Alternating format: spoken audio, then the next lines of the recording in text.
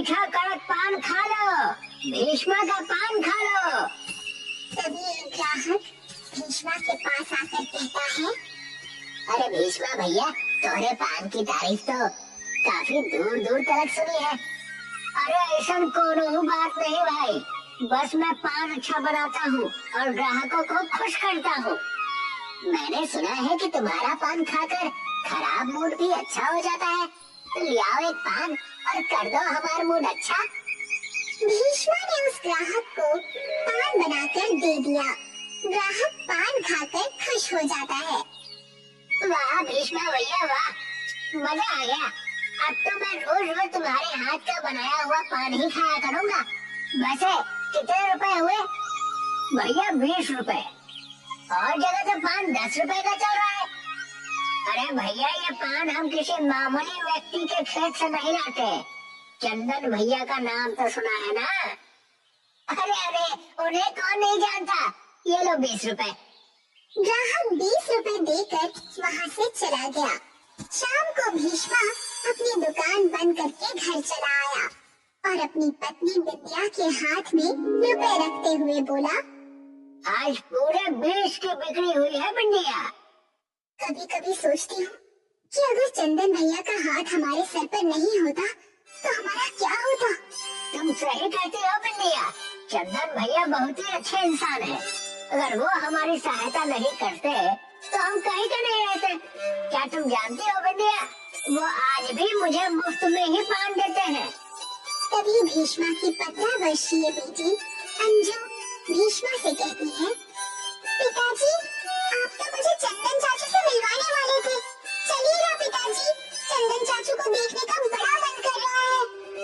भीष्मा अपनी पत्नी से कहता है, देख रही हो बिंदिया, सीधे सीधे ये नहीं बोल रही कि इसका चंदन चाचू की हवेली देखने का मन कर रहा है। ये सुनकर अंजू और बिंदिया हंसने लगी। अगले दिन भीष्मा अपने परिवार को चंदन की हवेली ले गया। चंदन अपनी हवेली के बाहर कुर्सी पर बैठा हुआ था। भीष्मा के परिवार को देखकर वो खुश हो गया। अच्छा किया भीष्मा, जो तुम अपने परिवार को यहाँ ले आए। इसी बहाने हमारी अंजू बिटिया का मन भी बहल जाएगा। आपसे एक जरूरी बात भी करनी थी मालिक। कितनी बार कहा है कि मुझे मालिक मत बोला कर, सबका मालिक एक ही है, ऊपर वाला। लेकिन मैं तो आपको ही मालिक बोलूंगा। बताओ क्या बात करनी है? जब तक मैं गरीब था आपने पान के पैसे मुझसे नहीं लिए, मगर अब मैं पैसे देने में सक्षम हूँ।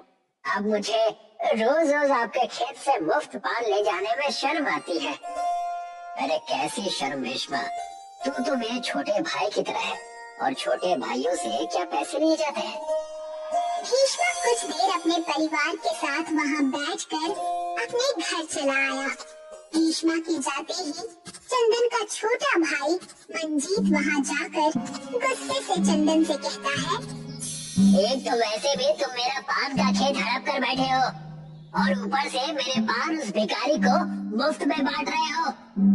जरा तमीज से बात करो मंजीत, मत भूलो कि मैं तुम्हारा बड़ा भाई हूँ। अरे काहे के बड़े भाई, अगर बड़े भाई हो तो मेरा पान का खेत मुझे वापस कर दो। तुम्हारा दिमाग खराब हो गया है मंजीत। वसीयत के मुताबिक पिताजी ने खेत और हवेली मेरे नाम की है, और वैसे भी मैं तुम्हें पान का खेत दे भी देता, लेकिन मैं जानता हूँ कि तुम उसे बेचकर सारे पैसे जुए में उड़ा दोगे। मंजीत पैर पटकता हुआ वहाँ से चला गया और अपनी पत्नी से बोला, कुछ ना कुछ तो करना पड़ेगा। अजी आपसे कब से बोल रही हूँ कि आप गांव के दबंग चौधरी साहब से मदद मांगिए। सुना है कि वो आपके बड़े भाई चंदन को पसंद नहीं करते।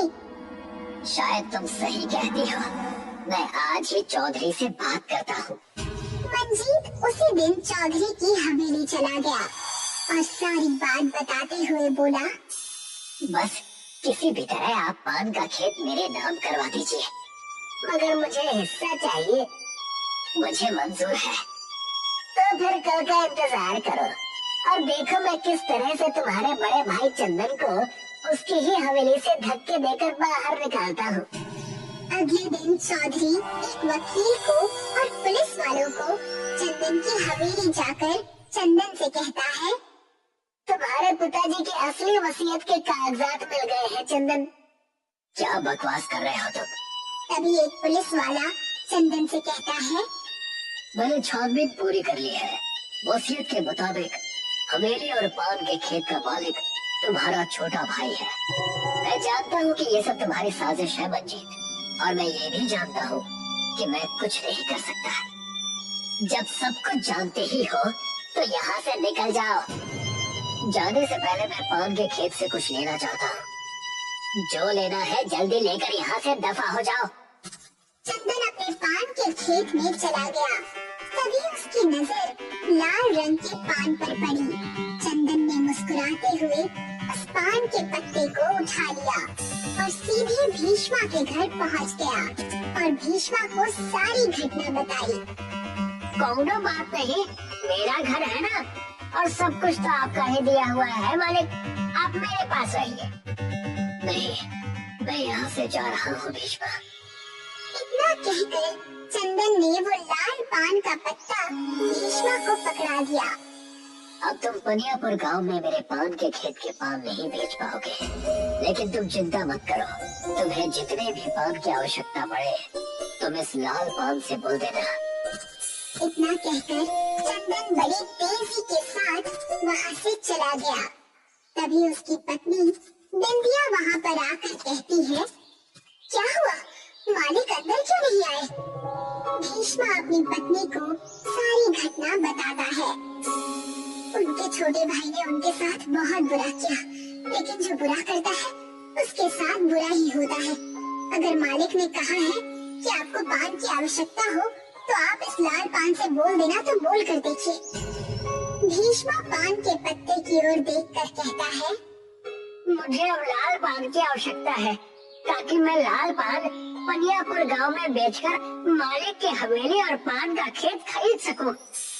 अगले ही पल भीष्मा अपने परिवार के साथ स्वयं को लाल पान के गांव में पाता है, जहां पर खेत, मकान और हर वस्तु लाल पान की ही बनी हुई थी। ये हम कहाँ आ गए? इस गांव में तो हर वस्तु लाल पान की बनी हुई है, और तो और यहाँ की सड़क भी लाल पान की ही बनी हुई है। इसका मतलब मालिक पहले से जानते थे कि इस लाल पान का रहस्य क्या है। मालिक आपको कितना चाहते हैं, अगर वो चाहते तो खुद यहाँ पर आ सकते थे। तभी एक व्यक्ति वहाँ पर आकर खड़ा हो गया और भीष्मा से बोला, हमारे जादुई लाल पान के गांव में तुम सबका स्वागत है। तुम जितने भी पान चाहो यहाँ से ले जा सकते हो। बस अपने हाथ में पकड़े हुए पत्ते से कह देना कि तुम अपनी दुनिया में वापस जाना चाहते हो। भीष्मा ने लाल पान के खेतों से बहुत सारे लाल पान ले लिए और लाल पान के उस पत्ते की ओर देखकर बोला, अब मैं अपने परिवार सहित अपने गांव पनियापुर जाना चाहता हूँ। अगले ही पल भीष्मा अपने परिवार के साथ वापस अपने गांव में आ जाता है। कुछ ही महीनों में भीष्मा के लाए हुए लाल पान आसपास के इलाकों में प्रसिद्ध हो गए और मानो उसके ऊपर धन की वर्षा होने लगी। काफी समय बाद बिंदिया अपने पति भीष्मा से बोली, हमारे पास अब इतना धन एकत्रित हो गया है कि अगर हम चाहें तो अपने मालिक की पान का खेत और मालिक की हवेली छुड़वा सकते हैं। तुम सही कहती हो, मैं आज ही मालिक के छोटे भाई के पास जाता हूँ। शाम को भीष्मा चंदन की हवेली में पहुँच गया, मगर उसने वहाँ मंजीत को नहीं देखा, बल्कि चौधरी को देखा। मैं इस हवेली को खरीदना चाहता हूँ। इस हवेली के नए मालिक मंजीत जुए में मुझसे ये हवेली और अपना पान का खेत हार चुके हैं। अब ये हवेली और पान का खेत मेरा है, तो मैं तुम्हें इस हवेली और पान के खेत की दोगुनी कीमत देने के लिए तैयार हूँ। दुगनी कीमत की बात सुनकर चौधरी तुरंत तैयार हो गया और उसने पैसे लेकर हवेली और पान का खेत भीष्मा को दे दिया और अपनी हवेली में जाकर अपने आप से बोला, मूर्ख कहीं का, अरे हवेली और पान का खेत तो अभी भी चंदन के ही नाम पर है। मैंने तो झूठी वसीयत के कागज बनवाए थे और अपना दिमाग का इस्तेमाल करके उनकी दोगुनी कीमत भी हासिल कर ली। लेकिन मेरी समझ में नहीं आता कि आखिर ये भीष्मा लाल पान लाता कहाँ से है, और इसके लाल पान तो दूर दूर इलाकों में प्रसिद्ध है। मुझे उसके ऊपर नजर रखनी पड़ेगी। चौधरी उस दिन के बाद से भीष्मा के ऊपर नजर रखने लगा। एक दिन उसने भीष्मा को उस लाल पान के पत्ते के जरिए गायब होते हुए देख लिया। अरे बाबा, ये क्या रहस्य है? मुझे पता करना पड़ेगा कि आखिर ये गायब होकर जाता कहाँ है। अगले दिन भीष्मा उस जादुई लाल पान के पत्ते को पकड़कर जादुई लाल पान के गांव में जाने ही वाला था कि तभी चौधरी वहां आ धमका। उसने उस लाल पान के पत्ते को छीन लिया। अचानक चौधरी और भीष्मा अपने आप को उस लाल पान के गांव में पाते हैं, मगर भीष्मा जहां उस जादुई पान के गांव में आजाद खड़ा था, तो वही चौधरी पिंजरे के अंदर खड़ा था। ये सब क्या है भीष्मा? ये कौन सा गाँव है? यहाँ पर तो हर वस्तु लाल पान की दिखाई दे रही है, और मैं पिंजरे के अंदर क्यों बंद हूँ? तभी एक व्यक्ति वहाँ पर आकर चौधरी से कहता है, तुमने गलत इरादे से इस लाल पान के पत्ते को इस सीधे साधे व्यक्ति से छीना है। अब तुम हमेशा के लिए इसी पिंजरे में कैद रहोगे, मगर यहाँ नहीं बल्कि हमारे जादुई पान की जेल में। अगले ही पल चौधरी ने अपने आप को जेल में पाया। भीष्मा अपने घर पर वापस आ गया। मालिक, मैंने आपको कहाँ नहीं ढूंढा। भीष्मा, मुझे पता था कि तुम एक अच्छे व्यक्ति हो। तुम मुझे मेरी हवेली और पान का खेत जरूर वापस दिलाओगे। मालिक, लेकिन वो जादुई लाल पान का पत्ता तो आपका था ना? बरसों पहले वो पत्ता मुझे मेरे पिताजी ने दिया था, और उस जादुई लाल पान के गांव के रहस्य के बारे में बताया था। मगर साथ ही उन्होंने मुझे ये भी बताया था कि उस लाल पान के जादुई गांव से लाल पान सिर्फ वही ला सकता है जिसका मन साफ हो, और इस गांव में तुमसे ज्यादा मन किसका साफ हो सकता है? जब भी तुम्हें अपने जीवन में कोई भी तुम्हारे जैसा व्यक्ति मिले, तब तुम इस पान के पत्ते को उस व्यक्ति को दे देना। इतना कहकर चंदन वहाँ से चला गया। और भीष्मा आज भी लाल पान को गांव में लाकर बेचता है। अक्षरपुरी गांव में मंगरू अपनी माँ माया के साथ रहा करता था। इस गांव में हड्डियों से जुड़ी दिक्कतें हर इंसान को थी, मानो ये अब पुश्तैनी देन हो गई हो। आज मंगरू अपनी 60 वर्षीय माँ को व्हील चेयर पर बिठाकर बढ़ई की दुकान ले जा रहा था। क्या हाल चाल है मंगरू? आज माताजी के साथ यहाँ कैसे आना हुआ? वो भैया, आपने ये जो व्हील चेयर हमें दी है ना, ये कुछ ठीक नहीं है। अभी महीना भर भी नहीं हुआ इसे बनवा के, और ये फिर खराब हो गई। पूरा गांव भी तो यही इस्तेमाल कर रहा है। तुमने खरीदी थी 2 साल पहले, तो अब खराब तो हो ही जाएगी ना। बेटा बढ़ई, तुम्हारे पिता जो व्हील चेयर बनाते थे, वो तो इतने मजबूत होते थे कि 2 पुश्तें इस्तेमाल कर ले। वो क्या है ना, वो पिताजी बनाते थे चाची। देखो भैया, ना लेना है तो बता दो, वरना जब पैसे होंगे तब आ जाना। चलो मंगरू, और परेशान करना ठीक नहीं। दोनों वहाँ से सरपंच के घर की ओर निकल पड़ते हैं। आओ मंगरू, प्रणाम माताजी। बताइए, मैं आपकी क्या सेवा कर सकता हूँ? अभी बढ़ई के दुकान से लौटे हैं, कोई मदद नहीं मिली। अगर हो सके तो कोई पुराना व्हील चेयर हो तो मुझे दे दो।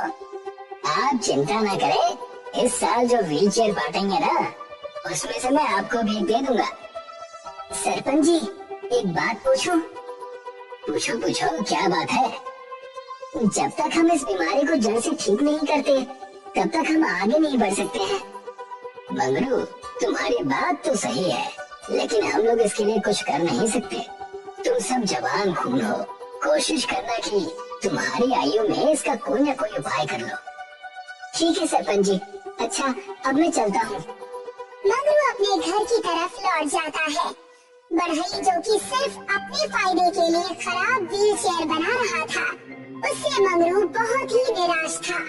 रात हो चुकी थी और माया के सोते ही मंगरू नदी किनारे टहलने चला जाता है। मंगरू नदी किनारे बैठकर पत्थर मार रहा था और खुद से बातें कर रहा था। पता नहीं क्या दिक्कत है इस गांव में, आयु 50 पहुंची नहीं कि लोगों की हड्डियां जवाब दे देती हैं। और वो बढ़ई लोगों की जरूरत है तो चीजों को जानबूझ के ऐसे बनाता है कि जल्दी खराब हो जाए और लोग उससे बार बार खरीदे। तभी नदी से एक महिला के चिल्लाने की आवाज आने लगी। बचाओ! बचाओ! बचाओ! अरे कौन है, क्या हुआ? चिल्लाते हुए वो आवाज बाहर आ जाती है और पता चलता है कि कोई घायल मगरमच्छ है जिसके पैरों में मछुआरों का कांटा घुसा है। अरे मोरी मैया, ये क्या है? मेरी मदद करो, मुझे बचा लो। मंगरू को बहुत डर लगता है, फिर भी वो हिम्मत जुटाकर उस मगरमच्छ की पीड़ा दूर करने के लिए चला जाता है। मंगरू मगरमच्छ के पैरों से वो कांटा निकाल देता है और एक कपड़े से उस घाव को बांध देता है। लो, अब राहत होने में थोड़ा समय लगेगा।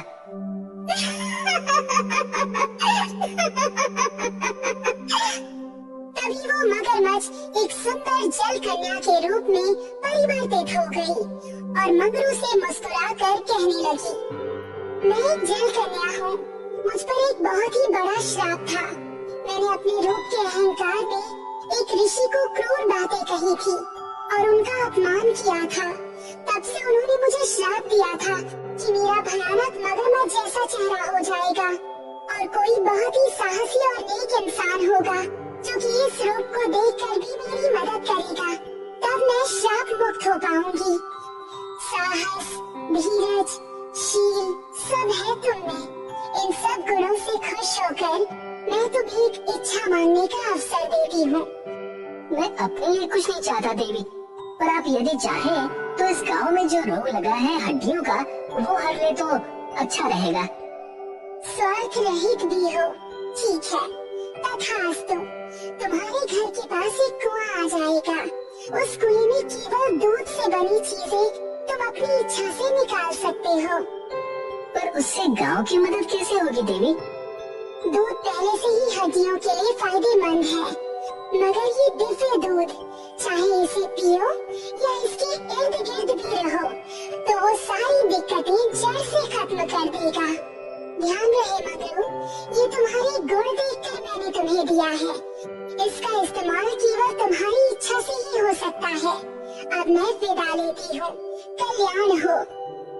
मंगरू बड़ी ही खुशी से अपने घर पहुँचा और पाया कि वहाँ पर एक कुआं है और उसमें सफेद दूध है। जय हो देवी की। अगले दिन मंगरू पंचायत बुलाता है और सभी मंगरू के घर के बाहर खड़े रहते हैं। वहाँ गांव के लोगों के साथ सरपंच, बढ़ई और सोमनाथ मिस्त्री भी मौजूद था। आप सभी का स्वागत है। मैंने आपको एक विशेष कारण से बुलाया है। सुनने में तो बहुत ही विशेष लगता है, पर आखिर बात क्या है? जिस हिसाब से बता रहे थे उतनी ही विशेष बात हो तो अच्छा होगा। अपना कीमती समय यहाँ जो दे रहा हूँ। हाँ भाई, बिल्कुल विशेष है। ये जो कुआं देख रहे हो ना, एक जलकन्या ने गांव की परिस्थिति को समझकर ये दूध का कुआं दिया है।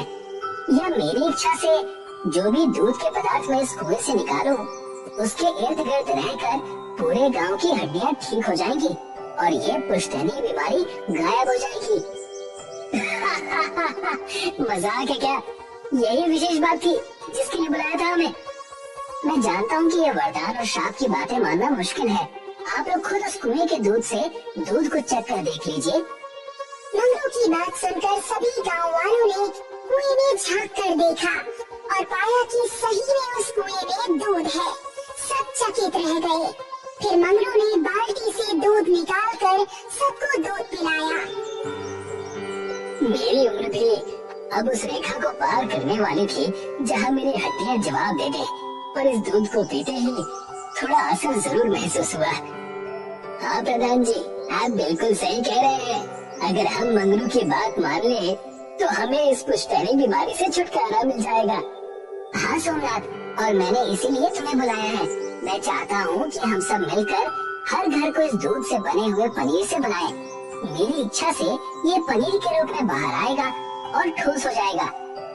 ठीक है मंगरू। सभी बड़े खुश थे और अगले ही दिन सब मिलकर घर में पनीर बनाने लगे।